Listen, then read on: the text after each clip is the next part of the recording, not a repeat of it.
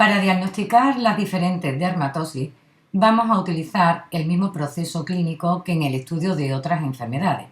Sin embargo, contamos con una circunstancia especial, y es que la piel es un órgano que es directamente abordable para la inspección y la palpación. En nuestra infancia aprendimos a reconocer unos símbolos que nos otorgaron la capacidad de la lectura y la escritura. De forma paralela, la piel presenta una serie de lesiones que hemos de reconocer como una especie de alfabeto que nos va a ayudar a dirigirnos en el diagnóstico de la dermatosis a la que nos vamos a enfrentar.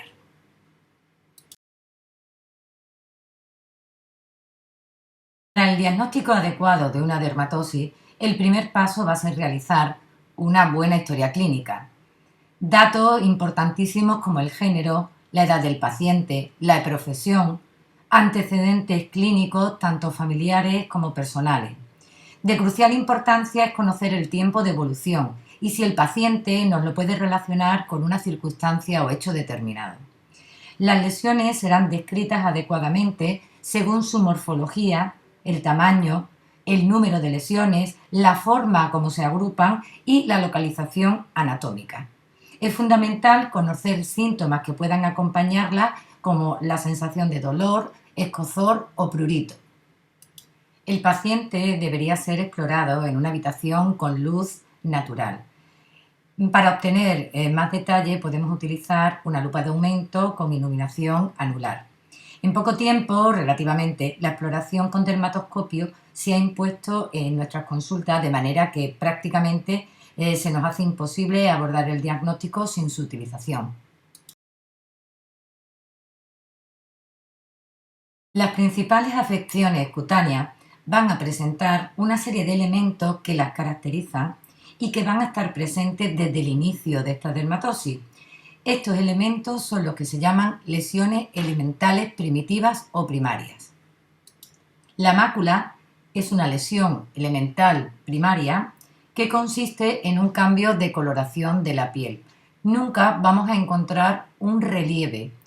Si pasáramos la mano por encima de una mácula, al explorar, no podríamos diferenciar dónde está situada la mácula.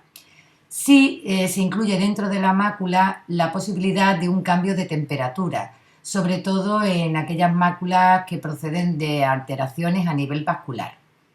Cuando la mácula tiene escaso tamaño, se denomina tal cual mácula, y si tiene un tamaño aproximado como la palma de una mano, hablamos de mancha. El cambio de coloración que define la mácula o la mancha va a estar producido por el depósito de un pigmento. En algunos casos puede ser la propia melanina. En otros casos el pigmento va a ser producido por la red vascular. Y en otras ocasiones van a ser otro tipo de pigmentos como pueden ser depósitos de caroteno, amiodarona o en tratamientos con sales de plata.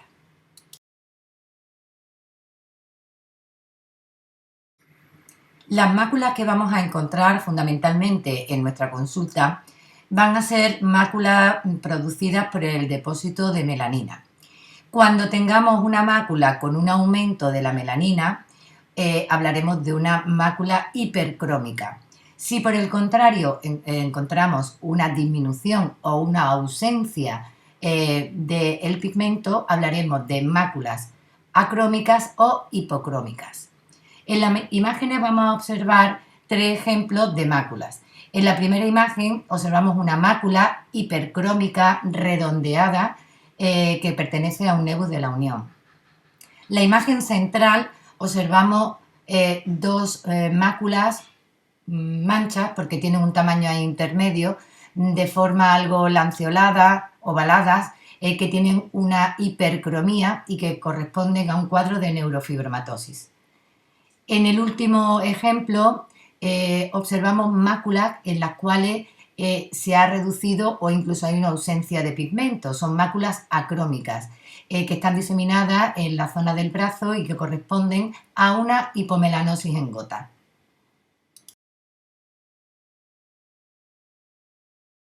En algunas ocasiones el color de la mácula se debe a cambios en el terreno vascular.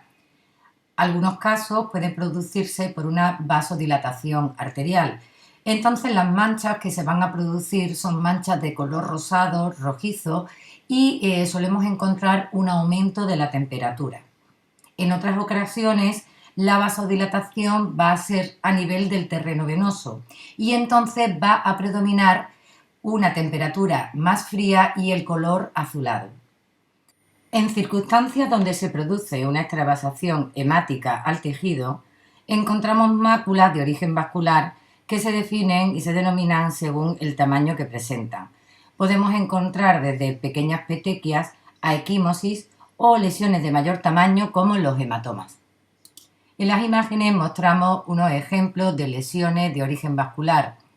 En la primera imagen observamos máculas que están asociadas a la zona centrotorácica de tipo arterial y que corresponden a un exantema roseoliforme de un secundarismo sifilítico.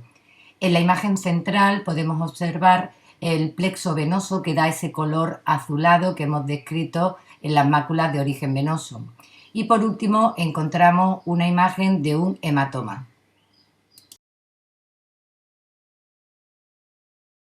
Como ya avanzábamos en el inicio, existen otros pigmentos que pueden originar la aparición de máculas o manchas. Los depósitos de caroteno provocan manchas de un color amarillento o anaranjado.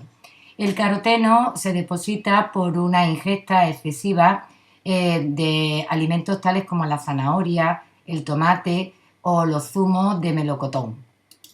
En los tratamientos farmacológicos con amiodarona se suelen dar manchas de color gris pizarroso y podemos encontrar manchas, este último caso es cada vez más frecuente debido al depósito de tinta, como son los tatuajes que cada vez observamos más en nuestros pacientes. En la primera imagen observamos la mano de un niño pequeño con un color anaranjado. Este caso precisamente corresponde a un niño que exclusivamente bebía zumo de melocotón. También puede ocurrir con los zumos de naranja. El color gris que hemos descrito anteriormente asociado al tratamiento con amiodarona y un tatuaje de un cocker que lo he mostrado porque se parece mucho a mi perra. Las pápulas son elevaciones delimitadas de la piel. En este caso, al explorar la piel, sí vamos a poder notar un relieve a diferencia de la mácula.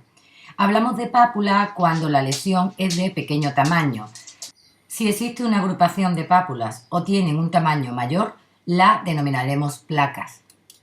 Hay pápulas que son producidas por dermatosis que afectan solamente a la epidermis, pápulas que van a interesar a la dermis y pápulas mixtas que van a interesar a las dos capas. Mostramos algunos ejemplos de dermatosis que presentan pápulas. En la primera imagen observamos una serie de lesiones que interesan a la zona perioral de un niño. Son pápulas pequeño tamaño, parecen que están algo hiperpigmentadas, sobre todo localizadas en la zona del mentón y que corresponden a verrugas planas.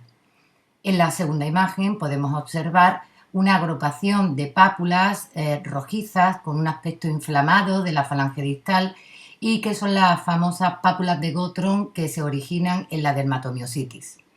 En la última imagen se observa una gran placa que ocupa prácticamente todo el dorso de la mano. La placa está engrosada con los surcos muy delimitados y corresponde a una liquenificación que se origina por traumatismos continuados, como por ejemplo puede ser un rascado. En estas imágenes mostramos otros ejemplos muy representativos de la lesión elemental que estamos estudiando. En la primera imagen observamos una roncha o abón. Es característica de la urticaria, ya la estudiaremos más adelante, y está formado por una pápula que es de color rosado, blanquecino, tiene un contorno así inflamatorio, más rojizo, tremendamente pruriginosa y producida por la liberación a nivel de la dermis de sustancias vasoactivas. En la imagen central podemos observar unas pápulas pequeñas de color rojizo que están agrupadas, parecen incluso que presentan una distribución lineal de un color brillante y que si lo pinceláramos en superficie con un poco de alcohol revelaría un reticulado blanquecino que llamamos estrías de Wickham. Todas estas pistas era para presentaros al líquen plano, el líquen Ruber plano, que es una dermatosis inflamatoria muy pruriginosa. En esta ocasión el líquen está localizado en la flexura de la muñeca. En la última imagen podemos observar la zona dorsal de un brazo y una serie de pápulas puntiformes, rojizas, que si la palpáramos, aparte de su relieve correspondiente, veríamos que son como rasposas, las notaríamos rasposas, y que tienen, parece, una disposición folicular. Corresponde a una hiperkeratosis folicular, que ya sabemos que es un signo asociado o frecuentemente relacionado con la dermatitis atópica.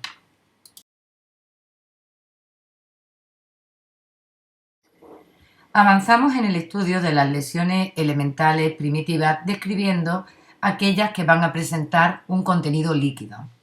Las vesículas son elevaciones circunscritas de contenido líquido con una morfología hemisférica y que normalmente en su evolución se van a romper desarrollando una costra. Cuando las vesículas son de mayor tamaño, las vamos a denominar ampollas o flictenas. En patologías inflamatorias o infecciosas, el contenido de la vesícula se convierte en purulento. Entonces hablaremos de pústula, si la lesión es de pequeño tamaño, y en aquellos en que tiene una mayor dimensión hablaremos de absceso.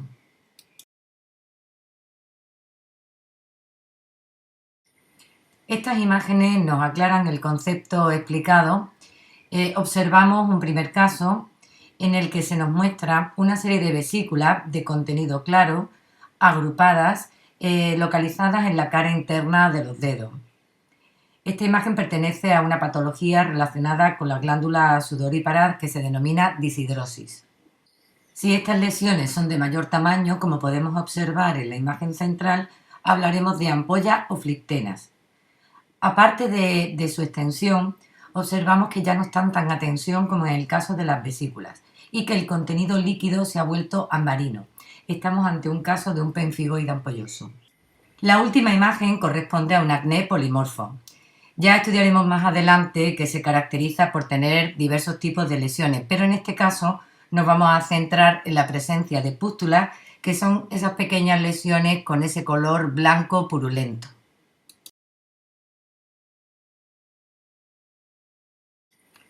Dentro de las lesiones elementales primitivas vamos a pasar a considerar aquellas que ya tienen un mayor tamaño, una entidad ya más consistente. Comenzamos por los nódulos, que son lesiones que están localizadas histológicamente en un nivel más profundo, en el límite dermohipodérmico o en la mayoría de los casos a nivel de hipodermis.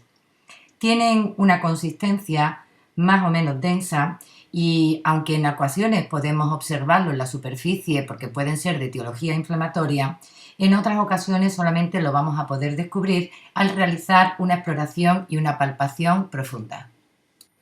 El tumor es una neoformación tisular que crece con independencia del terreno del que procede. Si este crecimiento incontrolado está bien delimitado, separado del resto de estructuras del tejido, hablamos de un tumor con un comportamiento benigno.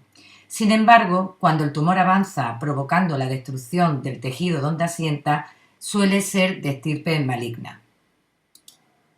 En algunas ocasiones podemos encontrar lesiones de aspecto nodular, pero que presentan en su interior una cavidad con un contenido líquido o semisólido. Están rodeados de una membrana. Estas lesiones, que denominamos quistes, son una de las entidades que con más frecuencia vamos a atender en la consulta de cirugía menor.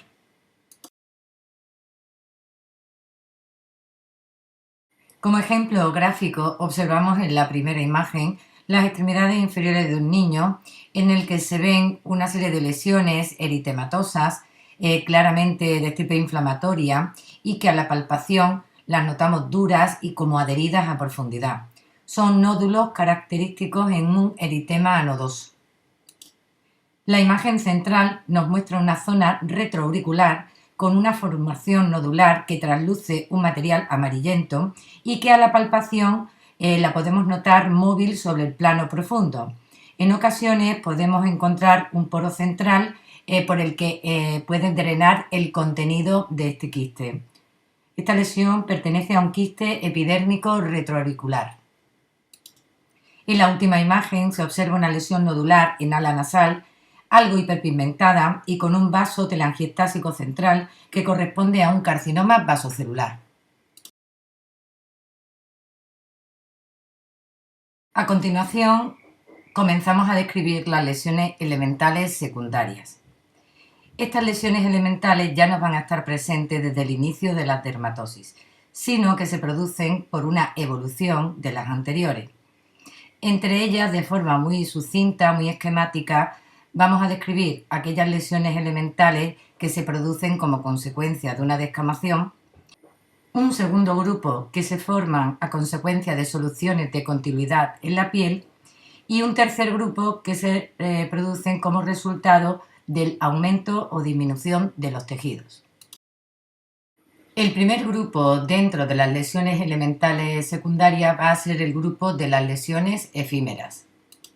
En algunas dermatosis se va a producir un aumento del estrato córneo que en su evolución se desprende provocando una descamación. Según el tipo, la forma de esta descamación, podemos diferenciar tres subtipos fundamentales. Si la escama es muy pequeña, fina, pulverulenta, se denomina descamación furfurácea o pitiriásica, que es característica de la pitiriasis del cuero cabelludo que popularmente conocemos por caspa. En escamas que son algo mayores, de tacto untuoso, graso, adherente sobre una base inflamatoria, hablamos de cemátides, que son típicas en las dermatitis seborreica. A veces el estrato córneo se desprende en placas más o menos grandes, secas y que aparecen adheridas a una fina película grisácea típica del psoriasis vulgar.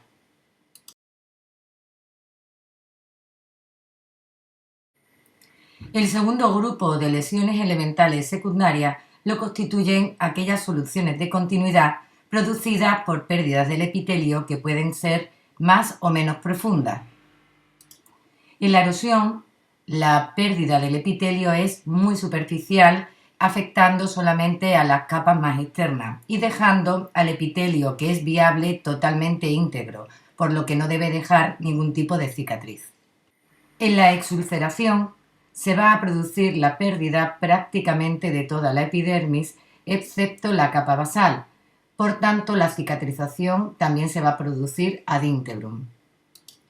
Por último, en la úlcera se va a perder toda la epidermis, dejando la dermis al descubierto, y al interesar las capas que tienen ese poder de regeneración, suelen resolverse mediante la producción de una cicatriz.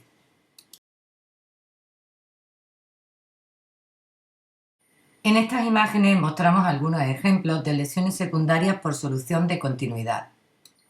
Aplicando lo que hemos aprendido ya, observamos en la primera imagen un grupo de vesículas que serían lesiones elementales primarias que en su evolución han provocado una pérdida superficial de epitelio en forma de erosiones puntiformes o bien pequeñas erosiones que han coalescido. Estas serían las lesiones elementales secundarias. Lo podremos observar en un herpes simple facial.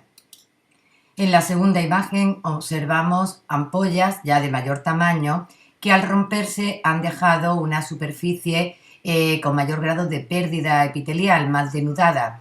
Estamos ante una exulceración en un pénfigo ampolloso.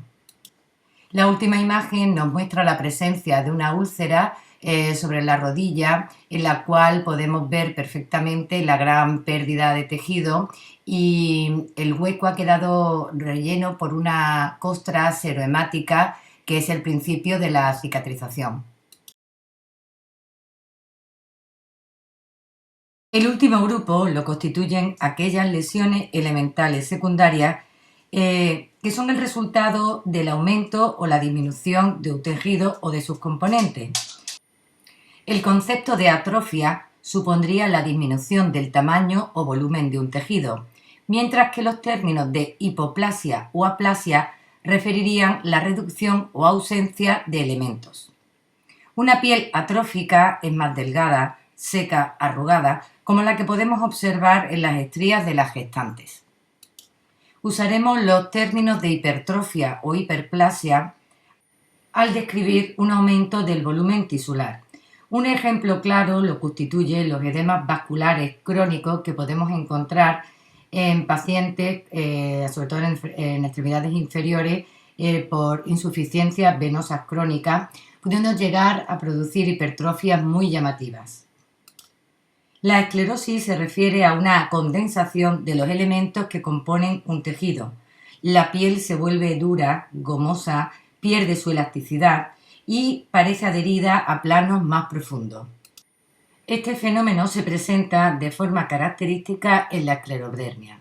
Tal como observamos en la imagen, vemos una placa esclerosada en una esclerodermia localizada o también denominada morfea. Las cicatrices están formadas por un tejido conjuntivo nuevo con el intento de reparar un daño en el tegumento. Podemos observar cicatrices atróficas, deprimidas o por el contrario cicatrices hipertróficas y queloideas.